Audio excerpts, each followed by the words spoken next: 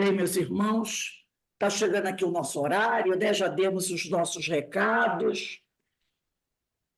Vamos iniciar o nosso estudo. Hoje, dia 4 de março de 2024, às 16 horas, nós estudamos essa obra, O Livro dos Espíritos, uma publicação de Allan Kardec.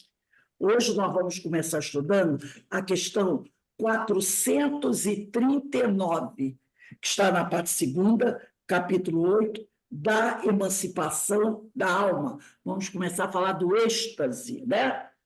Mas antes de nós iniciarmos aqui, eu vou pedir... Ana Constantino, faz a nossa prece de abertura, por favor, minha amiga.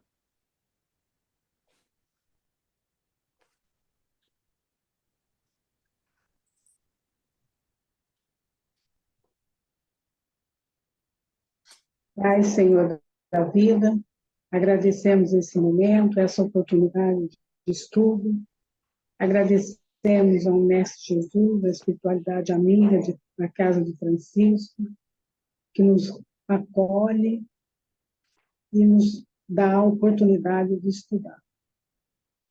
E pedimos a bênção, a proteção do Mestre Jesus, que possamos, Pai, abrir nossos corações, a nossa mente, para ter mais um pouco de aprendizado, para ajudar na nossa caminhada evolutiva.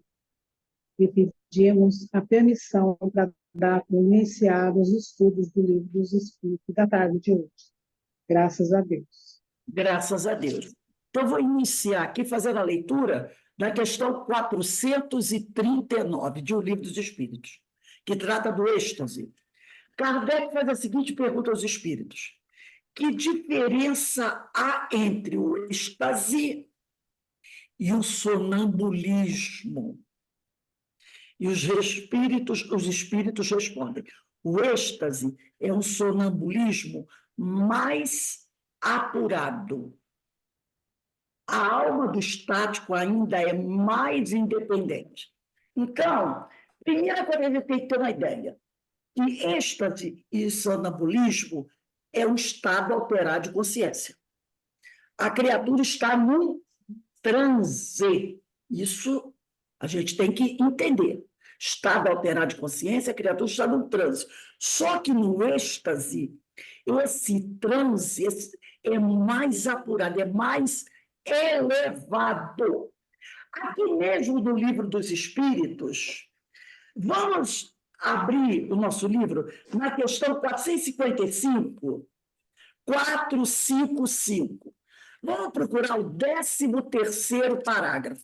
Eu já até comentei com vocês que essa questão é fantástica, né? Vamos dar uma olhadinha no parágrafo 13. Vamos contando aí, parágrafo 13.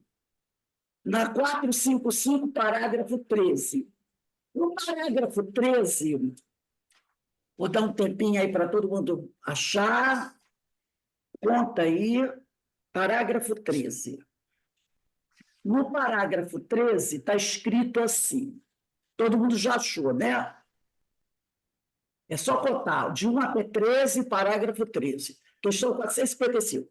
Diz assim: o êxtase é o estado em que a independência da alma com relação ao corpo se manifesta de modo mais sensível e se torna, de certa forma, palpável. No sonho e no sonambulismo, o espírito anda em giro pelos mundos terrestres. No êxtase, penetra em um mundo desconhecido, o dos espíritos etéreos, com os quais entra em comunicação. Então, no sono, né, no sonho e no sonambulismo, o espírito está muito por aqui, sabe?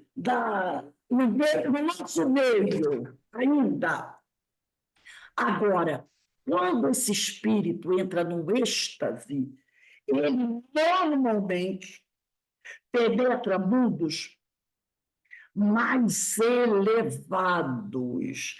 Normalmente o pessoal falava, né, que esses anjos, esses homens mais purificados, vão ao êxtase. Lembra No estudo de sábado, que tá muito boa, as aulas de Paulo de Tarso e Luiz Moraes, né?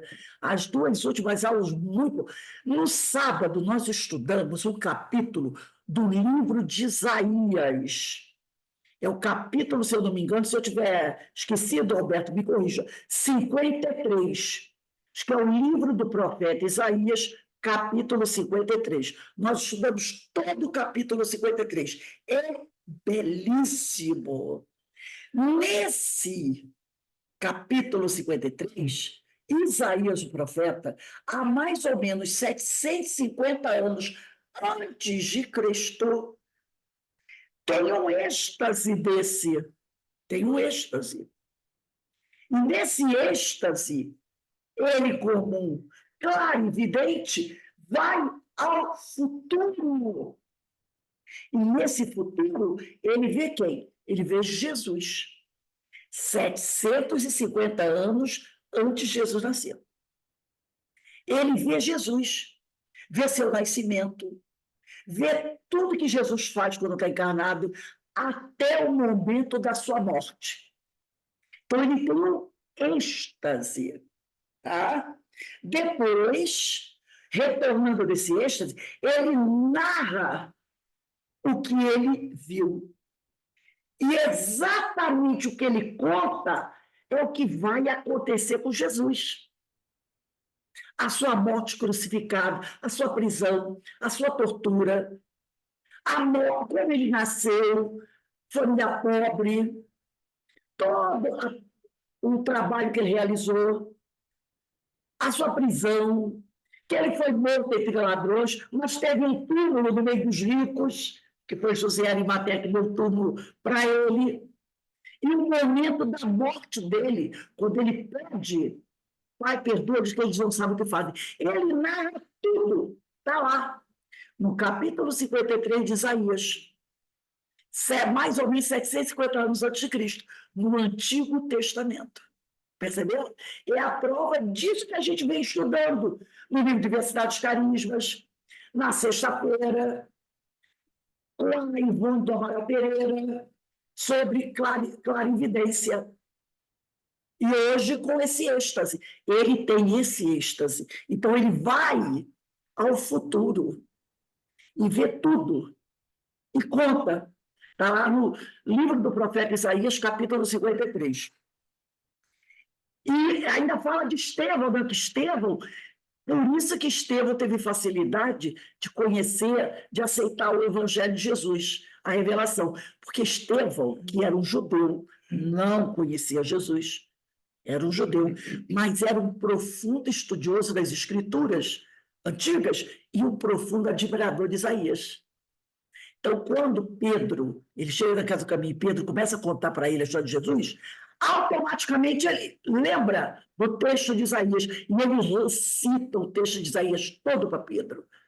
E aí é que ele entende que aquele homem de Isaías, aquela revelação de Isaías, era referente a esse Messias que Pedro mostra para ele. É belíssimo, né?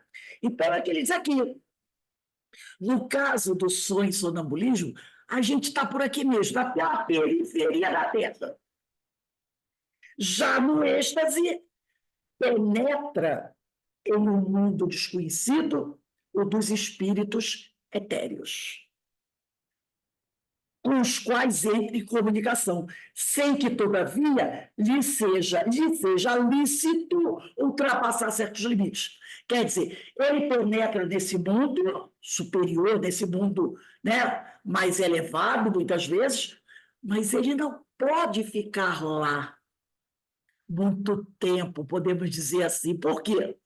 Porque ainda não é o mundo dele. Ainda não é o mundo dele. No caso de Jesus, também teve vários êxtases, né? Que era deixar a periferia aqui, mas Jesus poderia, se quisesse ficar, mas ele tinha uma missão, então ele voltava. Agora, os outros espíritos têm que voltar, porque eles não fazem parte desse mundo ainda, né? Nós podemos até visitar alguns mundos superiores, se nos for permitido, sendo levado por algum espírito. Mas ficar, não, porque nós ainda não temos, né, afinidade, condições de viver nesses mundos. Então, continuando aqui.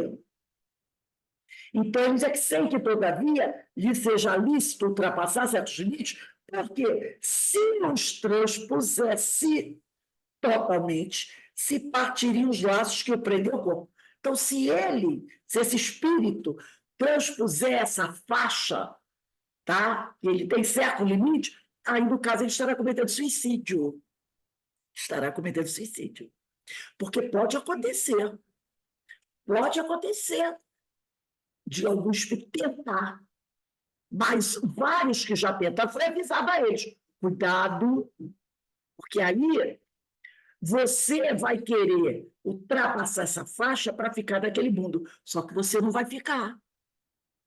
Né? Você vai provocar até a sua desencarnação, porque você quer ficar naquele mundo, mas você não vai ficar, porque não é um mundo compatível com você ainda, não é? Então, ele diz aqui, ó, cerca-o, então, resplandente, desussado fulgor. Então, o estático, né, ele fica, nossa, extasiado. Inebriam harmonias que na Terra se desconhecem.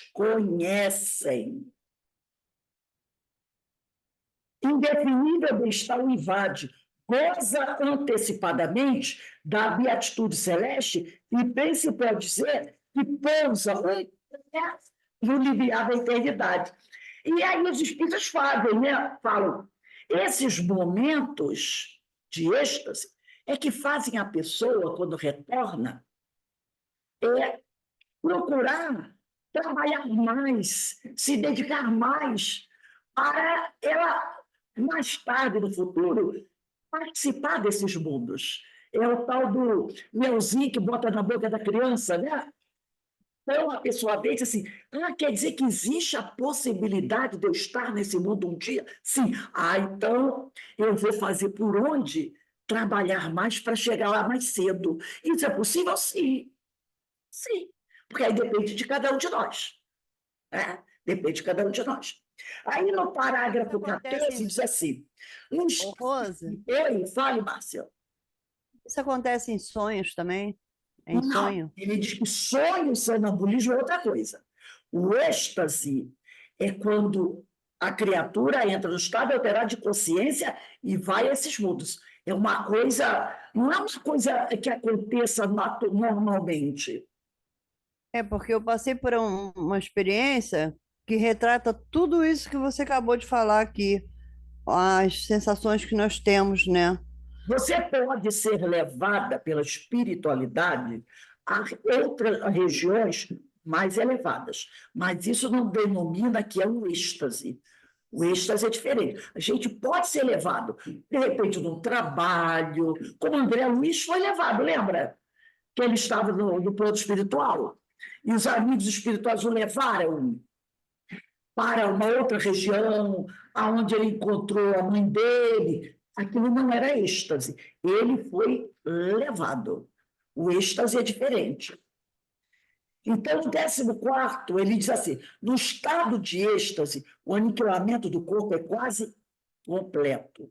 Fica-lhe somente, pode-se dizer, a vida orgânica. Sente-se que a alma se lhe acha presa unicamente por um fio, que mais um pequenino esforço quebraria sem inibição. Então, o êxtase é uma coisa, não é uma coisa que aconteça com facilidade, não, tá, gente? Não é uma coisa que aconteça com facilidade, não. Nesse estado desaparecem todos os pensamentos terrestres, cedendo lugar ao sentimento apurado que constitui a essência mesma do nosso ser imaterial. Inteiramente entregue a tão sublime contemplação, o estático encara a vida apenas como paragem momentânea, como é verdadeiramente. A nossa vida é uma paragem momentânea. Não é porque ela é momentânea que a gente não deva valorizá-la. Muito pelo contrário. A gente precisa valorizar É muito essa vida. Mas é isso que ela é. Uma paragem momentânea de alguns anos. Alguns mais, outros menos, tá? Mas importante, né? Muito importante. Então, ele diz aqui, uma paragem momentânea. Deixa eu só ver aqui. Tá. Considera os bens e os males, as alegrias grosseiras e as misérias deste mundo, quais incidentes fúteis de uma viagem, cujo termo tem a dita de avistar. Dá-se com o estático o que se dá com os sonâmbulos, mais ou menos perfeita podem ter a lucidez e o espírito mais ou menos apto a conhecer e compreender as coisas, conforme seja mais ou menos elevado. Muitas vezes, porém, há neles mais excitação do que verdadeira lucidez, ou melhor, muitas vezes a exaltação lhes prejudica a lucidez. Às vezes o espírito, quando é o estático, né? E também não é uma mediunidade muito comum, não é uma mediunidade muito comum a do êxtase, tá? Não é muito comum, não é qualquer médium que pode ter essa faculdade do êxtase, mas, normalmente, quando o estático vê certas coisas, ele às vezes fica tão encantado, tão deslumbrado, que às vezes ele não é muito fiel no seu relato. Porque aquele encanto, né, às vezes empana um pouco a sua compreensão. E é isso que ele está dizendo aqui.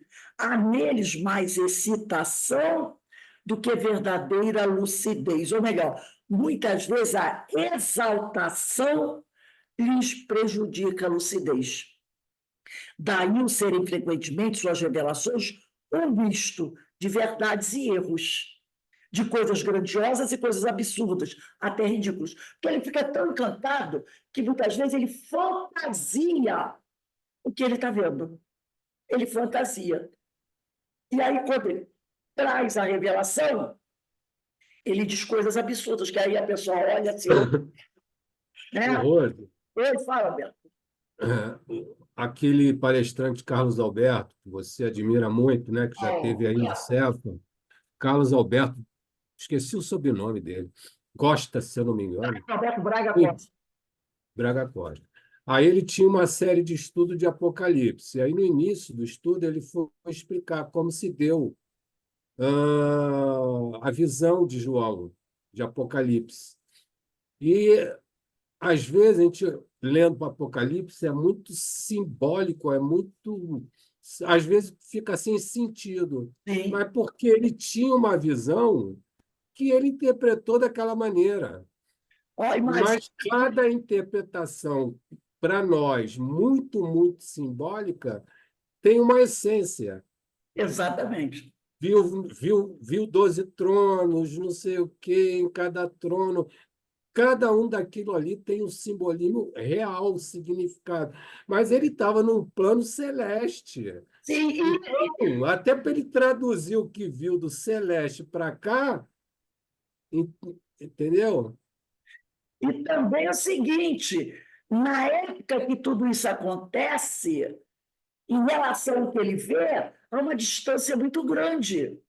Talvez se esse êxtase do Apocalipse fosse dos dias de hoje, a forma de narrar seria outra, né? Porque a compreensão que estava sendo feita seria outra.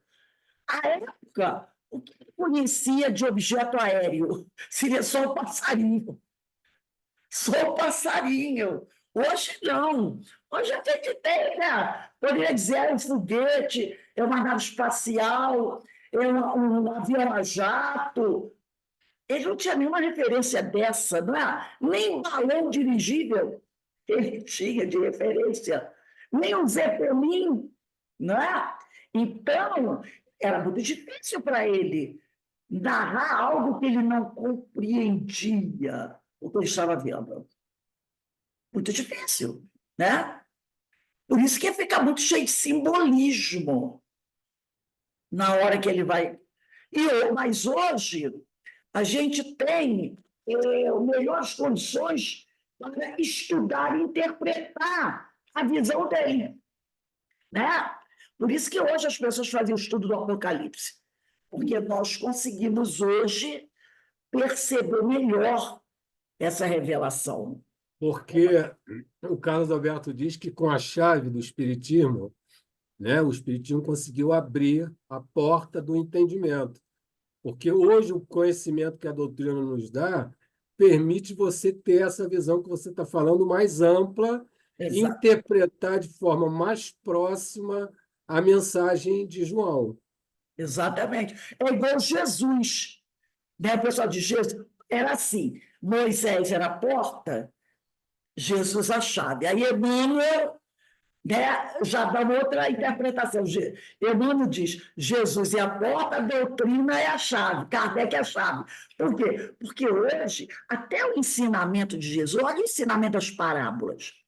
Tem coisas que, se não for através da doutrina, você não vai compreender. Você não vai compreender. Então, você precisa da doutrina para compreender alguns não, a maioria dos ensinos de Jesus.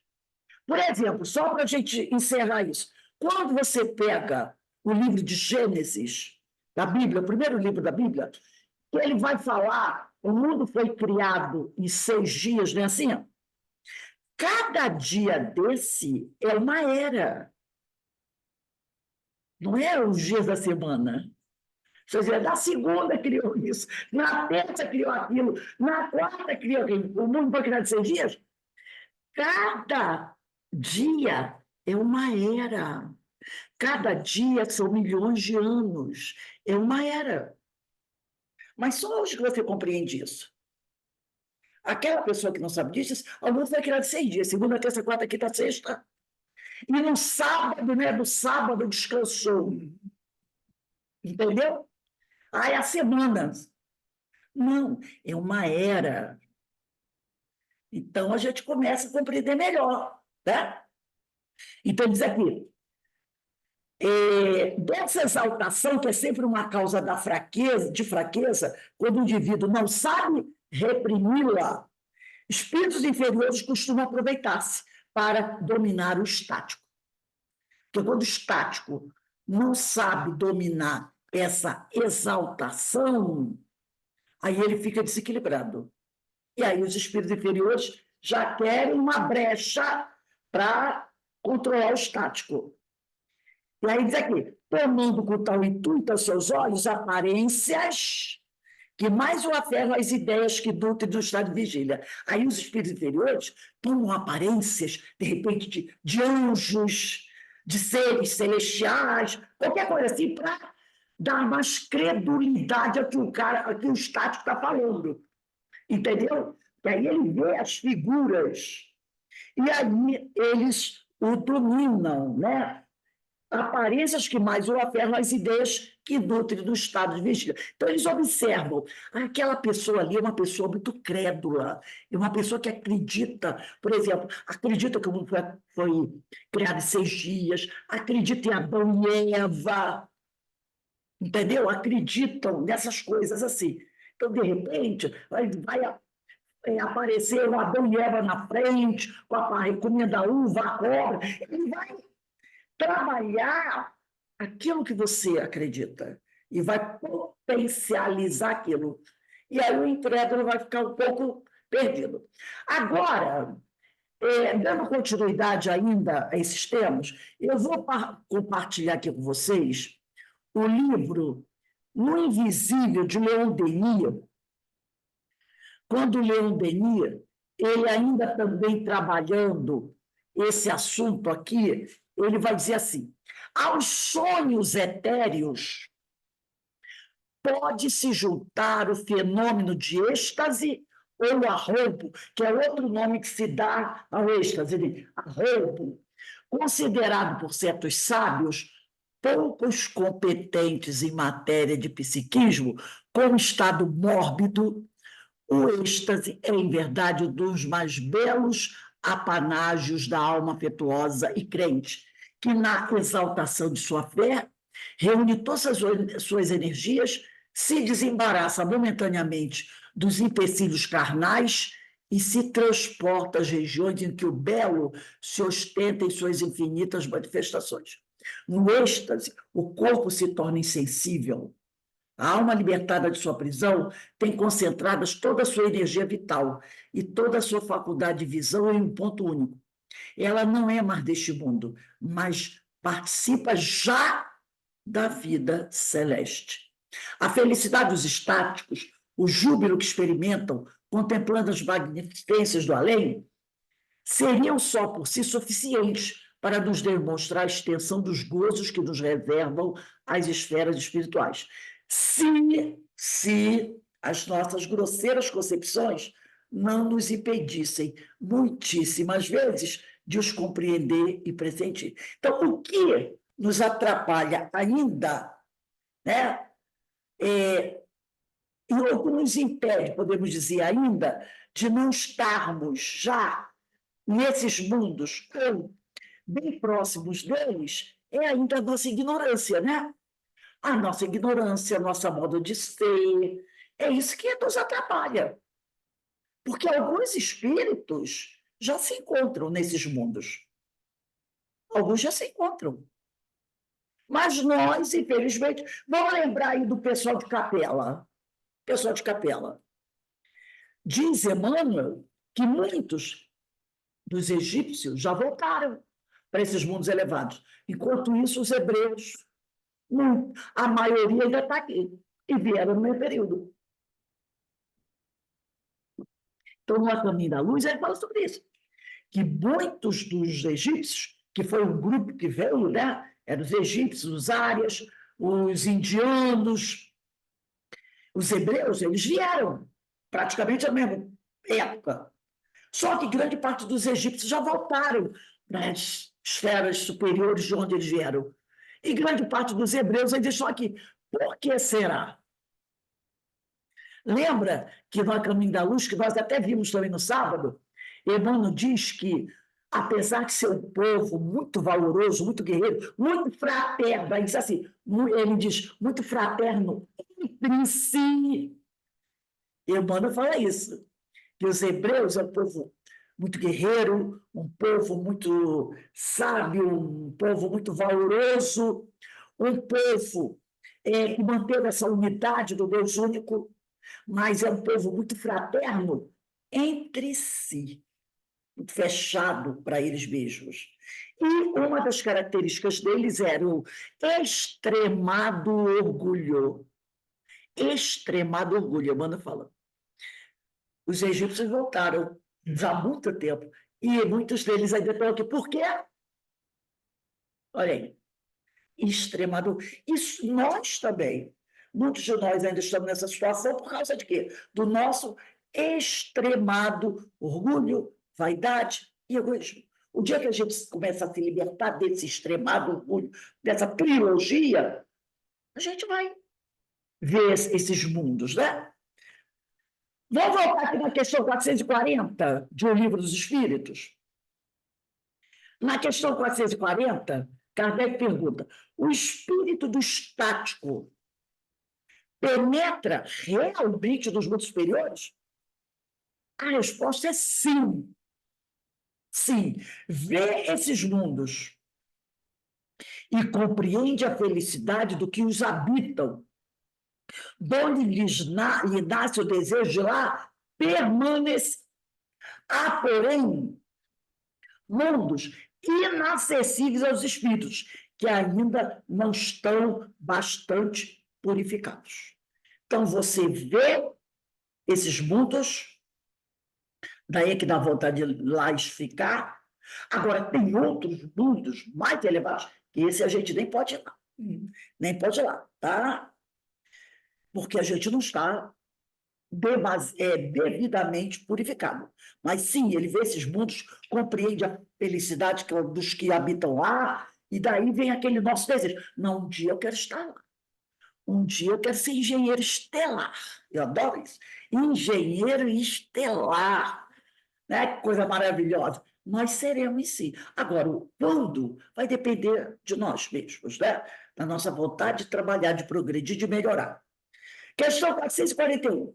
Quando o estático manifesta o desejo de deixar a Terra, fala sinceramente, não retém o instinto de conservação? Isso depende do grau de purificação do espírito. Olha a resposta. Se verifica que a sua futura situação será melhor do que sua vida presente, esforça-se por desatar os laços que o prendem à terra. Olha só. Depende do grau de purificação do espírito, né? Essa vontade de deixar a terra. Se verifica que a sua situação lá do futuro vai ser melhor do que aqui, ele vai até se esforçar por desatar os laços que prendem a terra. Reparou como ele abriu essa resposta? Isso depende do grau de purificação do espírito. Ora, esse espírito que vai fazer um esforço para desatar os laços que prendem a terra, é muito purificado ou pouco purificado? O que vocês acham? Olha a resposta. A pergunta, quando o estático manifesta o desejo de deixar a terra, fala sinceramente, não retém o instinto de conservação? Olha, ele diz, isso depende do grau de purificação do espírito. Se verifica que a sua futura situação será melhor do que a sua vida presente, esforça-se por desatar os laços que prendem a terra. Depende do grau. Vamos pensar no Francisco de Assis. Vamos pegar no Francisco de Assis. Espírito altamente purificado. Não é? Altamente purificado. Um dos espíritos, depois de Jesus, né? Logicamente, tirando a mãe e o pai dele, que a gente não vai entrar nessa questão, depois de Jesus, um dos mais purificados depois de Jesus. Tá? Entre os 12 foi quem ficou com a responsabilidade de cuidar da mãe. Entre os 12, foi o único que não foi martirizado. Tinha uma missão. Ele, podemos dizer, ao lado do Espírito da Verdade, comandou o trabalho da codificação junto a Allan Kardec, tanto que é o primeiro espírito a assinar os prolegômenos. Pergunto a vocês, esse espírito, alguém já ouviu falar que Francisco de Assis se esforçou para desatar os laços que o prendiam à terra?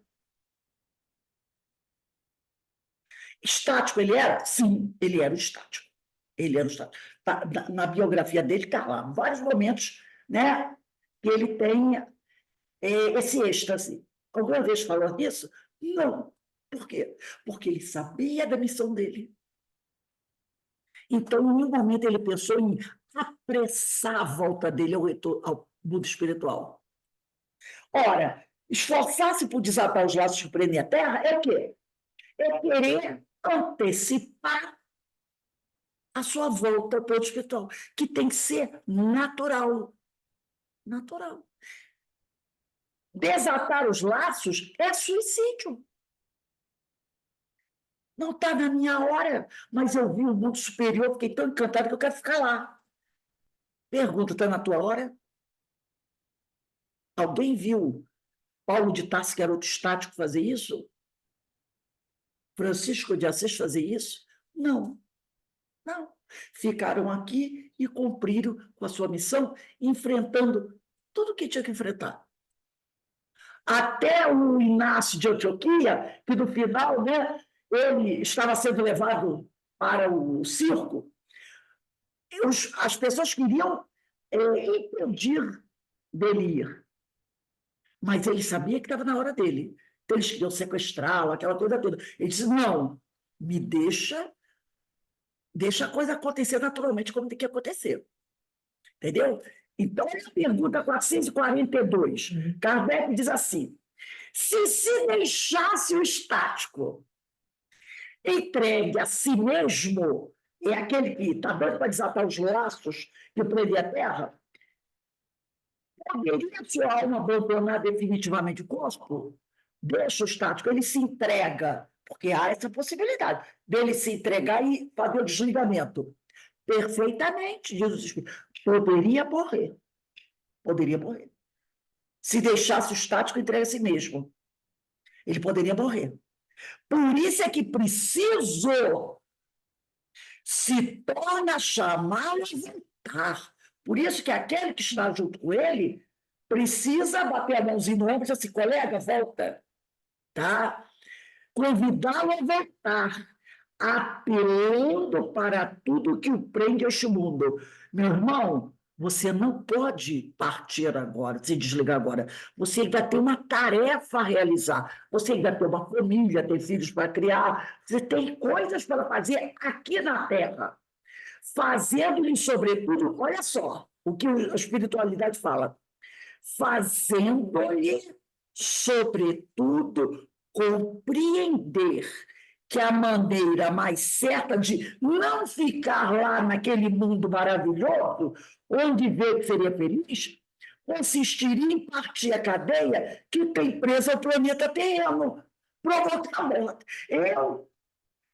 Vamos dizer que eu sou uma estática, vejo aquele mundo fantástico, eu quero ficar lá, ali é meu lugar, não aqui. Aí você se entrega e rompe o laço, a extensão do perispírito desencarna. Essa é a certeza de que lá você não vai ficar, porque você se suicidou. Entendeu? Então, ele diz aqui, ó, fazendo-lhe, sobretudo, compreender que a maneira mais certa de não ficar lá naquele mundo para onde ele quer ir, onde vê que seria feliz, consistiria em partir a cadeia que tem preso ao planeta Terra, provocar a morte. Ora, quem provoca a morte é o suicida.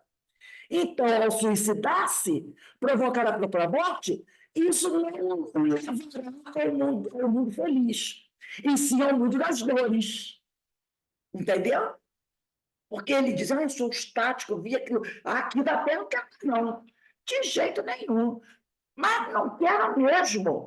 Então, eu vou forçar para me desligar. E eles dizem que ele pode fazer isso, poderia morrer assim, mas se fizesse isso, seria um suicídio.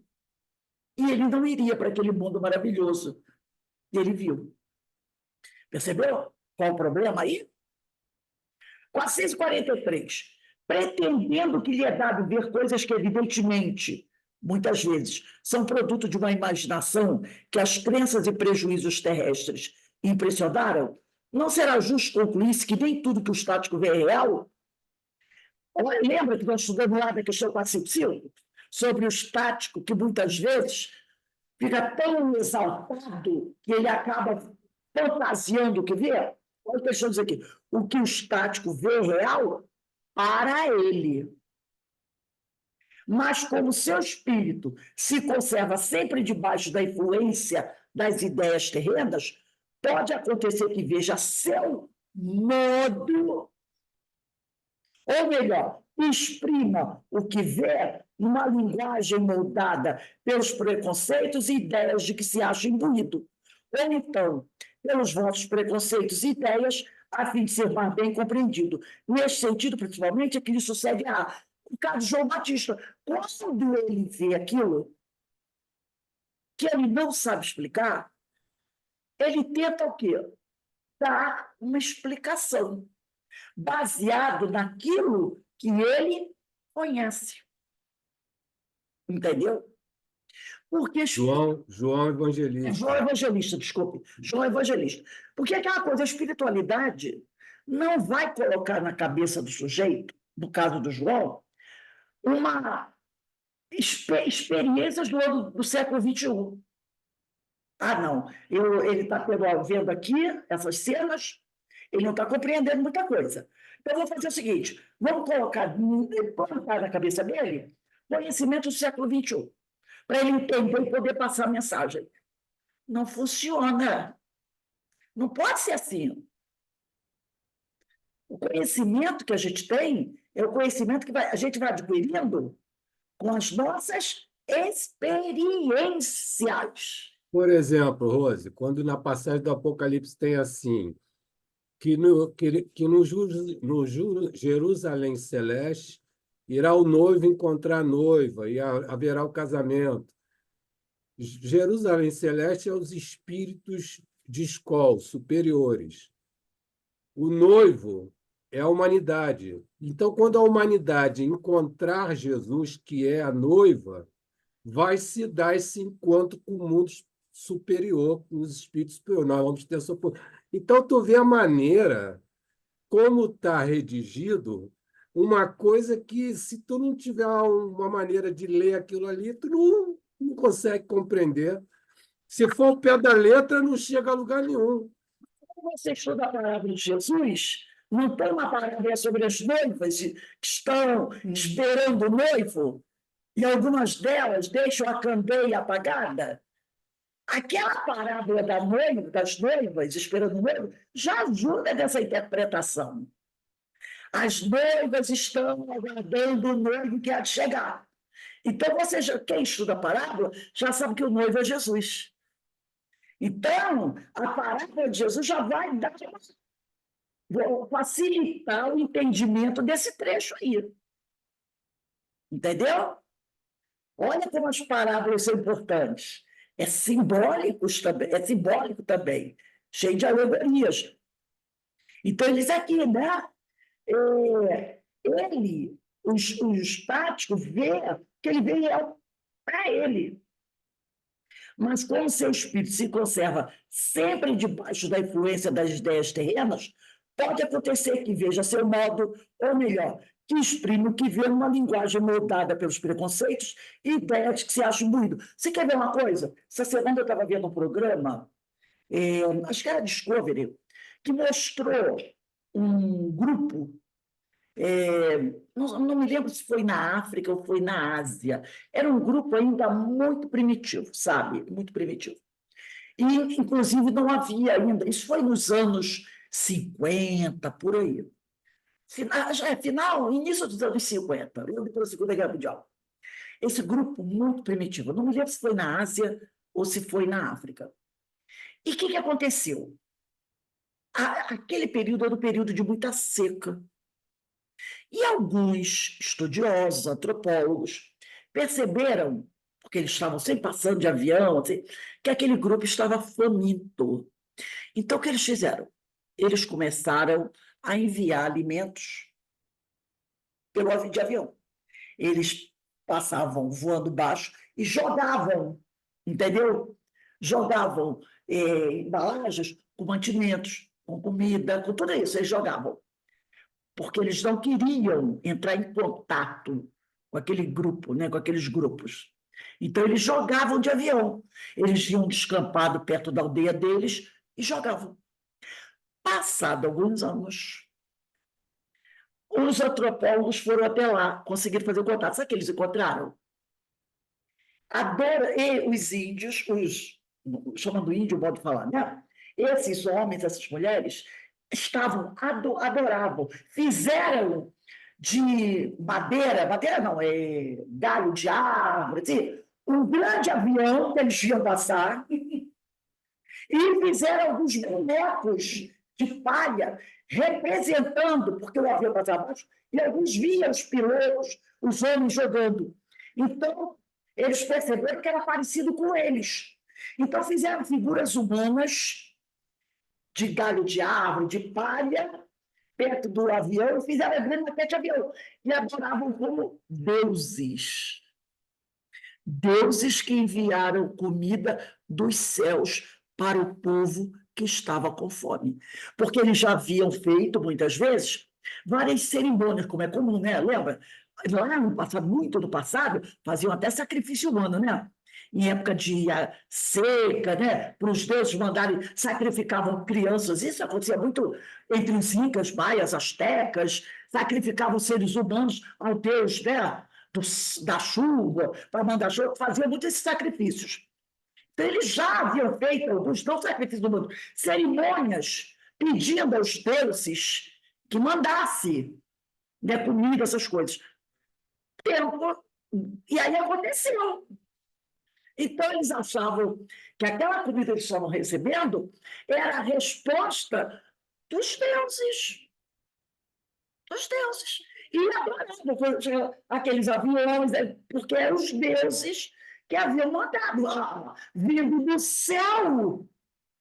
Entendeu? Então, essa era a visão que eles tinham, a interpretação que eles davam daquilo, dos aviões voo baixo e jogando os alimentos. Então, aqui, ó, o que o estático vê é para ele, mas como seu espírito se conserva sempre debaixo da influência das ideias terrenas, pode acontecer que veja seu modo, ou melhor, exprima o que vê numa linguagem moldada pelos preconceitos e ideia de que se acha doido. Algum daqueles homens daquelas tribos, iam dizer, não, quem está mandando material para isso são os antropólogos lá do continente. Claro que não. Eles pediram aos céus que aliviasse a fome deles. E a resposta veio dos céus. Eles vão fazer, que interpretação eles vão dar? Essa interpretação de que está debaixo da influência das ideias terrenas. Né? Então, eles vão ver aquilo que está acontecendo, vão tentar exprimir numa linguagem baseada naquilo que eles acreditam. Esse caso, por exemplo, na nossa vida atual, dos homens adorarem, por exemplo, Iemanjá, aquela mulher andando sobre as águas, aquela coisa toda. Tem festa na Bahia, tudo sobre isso. Final de ano, a gente faz comemoração, né, nas praias. Isso vem da África, né? Só que Iemanjá não era branca, né? Era uma entidade assim. E aí foi envolvido aqui, né? Esse sincretismo, ela embranqueceu, mas ela é uma entidade como os africanos têm vários outros orixás, né, que eles chamam, né? Então, ele diz aqui, ou então, pelos vossos preconceitos e ideias, a fim de ser mais bem compreendido, nesse sentido, principalmente, que lhes sucede errar. Então, no caso desses índios, o que eles acreditavam não era certo. Mas, quando o estático vê, ele faz a interpretação dele baseado no que ele conhece. E muitas vezes ele erra. Porque ele conhece uma coisa, o conhecimento dele é muito limitado. Ele não vai conseguir fazer uma interpretação mais ampla. Por isso que a pessoa tem que tomar muito cuidado com essas, em acreditar, né? Porque tem gente que adora acreditar. Então, você tem que fazer analisar para, né, não ser enganado. Questão 444. Que confiança se pode depositar nas revelações dos estáticos? Já estudamos isso lá na 455. O estático está sujeito a enganar-se muito frequentemente. Sobretudo quando pretende penetrar no que deva continuar a ser mistério para o homem. Porque tem coisas que ainda devem ser mistérios para nós. Aí a pessoa vai dizer assim, não, tudo tem que nos ser revelado. Não adiantaria. Seria, como Jesus disse, jogar pérolas aos porcos, porque nós não compreenderíamos. Por isso que a revelação é gradual, é de acordo com o grau evolutivo daquela sociedade. Então, quando ele tenta ir mais além do que o seu conhecimento comporta, com certeza ele vai errar. Com certeza ele vai errar, tá? Então, ele diz aqui, ó, quando isso acontece, se deixa levar pela corrente das suas próprias ideias, ou se torna joguete de espíritos mistificadores que se aproveitam da sua exaltação para fasciná-lo. Porque, né, ele está tentando... Lembra quando, aqui no Livro dos Espíritos, vejam, lá nas primeiras questões, quando os espíritos estão falando certas coisas, principalmente quando naquele capítulo sobre os espíritos, que os amigos espirituais dizem assim, ó, para aqui, não tenta ir além não. Lembra que eles falam assim, lá pela questão 27, por ali, tem uns três que dizem assim, ó, para, não tenta ir além, porque você não vai conseguir e vai ficar perdido, e pode ganhar até uma iniciação. Né? Quando se fala do estudo dos espíritos, tem hora que os amigos espirituais dizem, para, não vá além disso. Eles dão esse aviso para a gente. Não vá além disso. Por quê? Porque você não está em condições de compreender essas coisas. Então, principalmente quando fala da natureza íntima de Deus, né? Então, nesse ponto, ele muitas vezes, eles dizem isso, não vai assim, não. Para por aí, não tenta ir além, que você não vai conseguir. Você não vai conseguir penetrar, né, nesse campo. Eles ainda dizem do risco, né, que a criatura pode ter até de sofrer uma obsessão. Por quê? Porque a pessoa está tão determinada a buscar esse conhecimento que aí aparece alguém que diz para ele: pode deixar comigo que eu sei tudo. Eu sei tudo. E eu vou explicar tudo para você. E aí quem é? É um obsessor. É um obsessor. Entendeu? Então, por isso que eles dizem: para por aí, tá? Mas não siga adiante, porque você não vai conseguir chegar nesse conhecimento e você pode realmente sofrer o processo obsessivo, porque aí sim o espírito leviano pode se candidatar a te dar essas informações que você ainda não tem condições de entender. Tá? 445. Que deduções se podem tirar dos fenômenos do sonambulismo e do êxtase? Não constituirão uma espécie de iniciação na vida futura? A bem dizer, mediante esses fenômenos, o homem entrevê a vida passada e a vida futura. Lembra que eu falei com vocês do Isaías?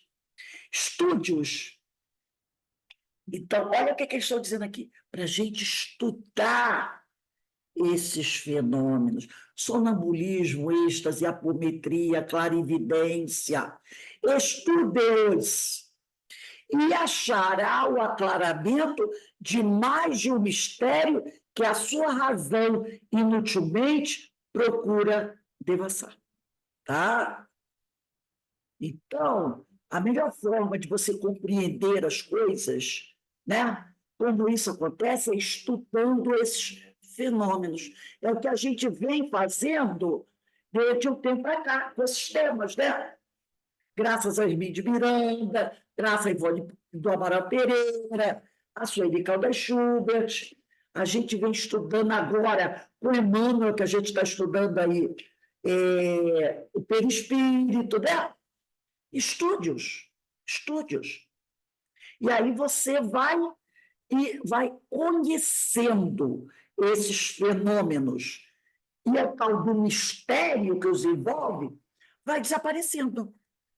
Tá? 446. Poderiam tais fenômenos adequar-se às ideias materialistas?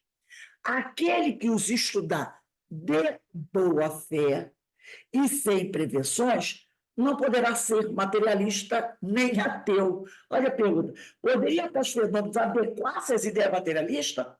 Eles dizem, olha só, quem estudar esses fenômenos, sonambulismo, êxtase, né? Clarividência, dupla vista, quem estudar isso de boa fé e sem prevenções, não pode ser materialista nem ateu, porque envolve um espírito. E o materialista, ele não acredita na vida espiritual. Ele não acredita. Então, como é que vai se adequar, como ele fez a pergunta aqui, às ideias materialistas? Se ele não acredita. E quando você começa a estudar isso, você faz o quê? Você percebe que existe alguma coisa a mais.